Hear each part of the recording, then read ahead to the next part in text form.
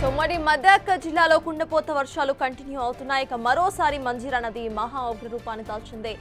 ఏడుపాయల ఆలయాన్ని వరద ముంచెత్తింది.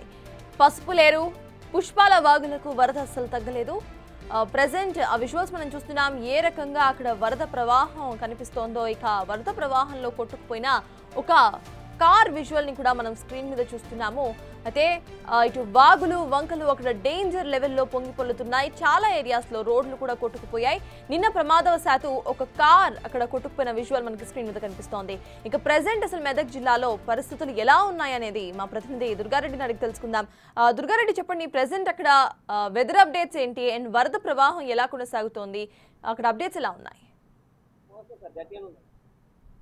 రత్న 2 రోజుల నుంచి కురుస్తున్న ఏదైతే వర్షం ఉందో, వర్షం అతి భారీ వర్షముగా నమోదవుతుంది. మెదక్ జిల్లాలో వర్షంతో పాటు ఆ పలు వాగులు వంకలన్నీ కూడా పొంగిపోతున్న పరిస్థితి కనిపిస్తుంది. అదేవిధంగా కొన్ని లోతట్టు ప్రాంతాలు అయితే ఏదైతే ఉన్నాయో ఇక్కడ రామాయంపేట, తూప్రాను, చేగుంట, మెదక్ ఈ ప్రాంతాల్లో కూడా కొన్ని ఆ కాలనీలో కూడా ఇల్లు చేరుకున్నాయి. ఆ తర్వాత హవేలి గణపూర్, ఆ తర్వాత రాజ్పేట, దూప్సింగ్, ఆ తాండాలో భారీ వర్షానికి మాత్రం ఒక కారు స్థానికులు వెళ్ళవద్దని చెప్పి హెచ్చరికలు జారీ చేస్తున్న నేపథ్యంలో అతను వెళ్ళి ఆ తర్వాత కారు కూడా కొట్టుకపోవడం అయింది. అందులో ఇద్దరు ఇప్పటికే గల్లంతయ్యారు. అందులోకే దిగిన ఇద్దరు మాత్రం ఒక చెట్టు దగ్గరికి వెళ్ళి మా ప్రాణాలు రక్షించారని చెప్పి వాళ్ళు ప్రాధేయపడితే కాపాడే ప్రయత్నం చేసిన కొద్దిసేపటికి అంటే కొద్దిసేపట్లోనే ఆ కారు ఆ తర్వాత ఆ కొట్టుకుపోయింది. అందులో ఉన్న వాళ్ళు 5 బయటకు వెళ్తే ఇద్దరు మాత్రం గల్లంతయ్యారు. ఒక చెట్టును పట్టుకొని వాళ్ళు వేలాడి కొద్దిసేపు ఉన్నారు. ఆ చెట్టుతో పాటు ఆ వరద ఉధృతికి కొట్టుకుపోయింది. దాంతో పాటు చాలా కాలనీలు కూడా నీట మునిగినాయి. ఈ రోజు మాత్రము ఆ పడుతున్న భారీ వర్షానికి అదేవిధంగా సిద్దిపేటలో కూడా ఒక ముగ్గురు ఏదైతే వ్యవసాయదారులు ఉన్నారో వాళ్ళంతా కూడా పంట పొలాలకు వెళ్ళారు. ఆ తర్వాత 24 గంటల్లో పోలీసులు మాత్రం వాళ్ళను ఆ సేఫ్గా అంటే ఆహార పదార్థాలు అందించి వాళ్ళను ఒక రాత్రి అంతా అక్కడ ఉంచిన తర్వాత సిద్దిపేట సిపి అనురాధ ఆధ్వర్యంలో రెస్క్యూ టీం ఆధ్వర్యంలో వాళ్ళ ముగ్గురిని సేఫ్ గా బయటకు తీసుకురావడం జరిగింది. దాంతో పాటు ఉమ్మడి మెదక్ జిల్లాలో 17 మంది వరదల్లో చిక్కుకుంటే అందరినీ సేఫ్ గా తీసుకొచ్చారు. కారులో ఇద్దరు మాత్రం గల్లంతైన వివరాలు తెలిసే పరిస్థితి లేదు. ఇప్పటివరకు చనిపోయారా, ఎక్కడైనా తప్పించుకొని బతికారనే విషయం లేదు. ఆ తర్వాత ఫోన్లు కూడా స్విచ్ ఆఫ్ అయిపోయినాయి కనుక వాళ్ళ పరిస్థితి అదే విధంగా ఉంటే మిగతా అన్ని చోట్ల కూడా రెడ్ అలర్ట్ ప్రకటించింది. అంటే ఎగువ ప్రాంతం నుంచి వస్తున్న భారీ వర్షాలకు ఏదైతే ఉందో ఆ తర్వాత కూడా ఇప్పటికే దాదాపు సింగూరు వరద తాకిడి పెరిగిపోయింది. మంజీరా ఈ ప్రాంతం నుంచి కూడా భారీ వర్షాలు వచ్చే అవకాశాలు ఉన్నాయి కనుక లోతట్టు ప్రాంతాలు ప్రజలు ఎవరు కూడా వెళ్ళవద్దని చెప్తున్నారు. మనము మెదక్ జిల్లా రామాయంపేట, రెడ్డి కాలనీ, శ్రీనగర్ కాలనీలో ఉన్నాము. ఈ ప్రాంతంలో కూడా వరద ముంచెత్తింది. ఆ తర్వాత వాళ్ళ ఇళ్లకి బయట నుంచి ఇళ్లకు పోలేని పరిస్థితిలో ఉంది కనుక స్థానికులు ఉన్నారు. వాళ్ళని అడిగి తెలుసుకునే ప్రయత్నం చేద్దాం. అసలు నిజంగా మీరు 2 రోజుల నుంచి పడుతున్న వర్షానికి మీ పరిస్థితి ఎలా ఉందని చూస్తే మాత్రం లోపలికి వెళ్ళలేని పరిస్థితిలో ఉన్నారు. ఇంట్లో నుంచి బయటకు రాలేక పరిస్థితిలో మేము ఉన్నాము. ఎందుకంటే దీంతో 3 రోజులు అవుతుంది వర్షం పడబట్టి. ఎందుకంటే మేము ఏమైనా వస్తువులు కానీ బయటకు మనం తీసుకొచ్చుకుందామన్నా బయటకు వెళ్ళిన పరిస్థితిలో ఉన్నది. ఇక్కడ రోడ్డు చూస్తారు కదా, ఈ రోడ్లు మొత్తం నీళ్ళు అయిపోయి నీళ్ళకి పోరాదు, రాకపోయింది, బండ్లు కూడా రాలేకపోతున్నాము. ఈ సామాన్ కూడా ఏమి సరుకులు తెచ్చుకొని కూడా ఇబ్బందిగా ఉన్నది. మీరే గవర్నమెంట్ ప్రభుత్వం మాకేమన్నా సాయం చేయగలరని మేము కోరుకుంటున్నాను.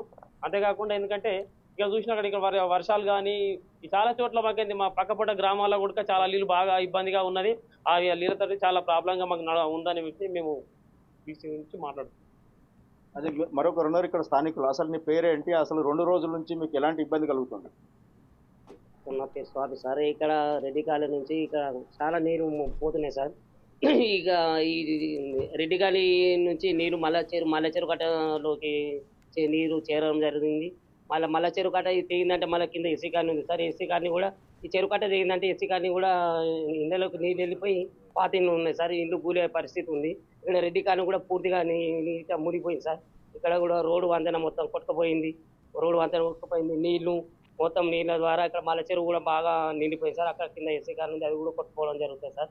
మళ్ళీ కూడా ఏంటంటే అన్ని విధాలుగా మంచిగా అంటే ఆరోగ్యంగా ఉండాలని చెప్పేసి ఏదైనా గవర్నమెంట్ పరంగా ఏదైనా చర్య తీసుకోవాలని కోరుకుంటున్నాం.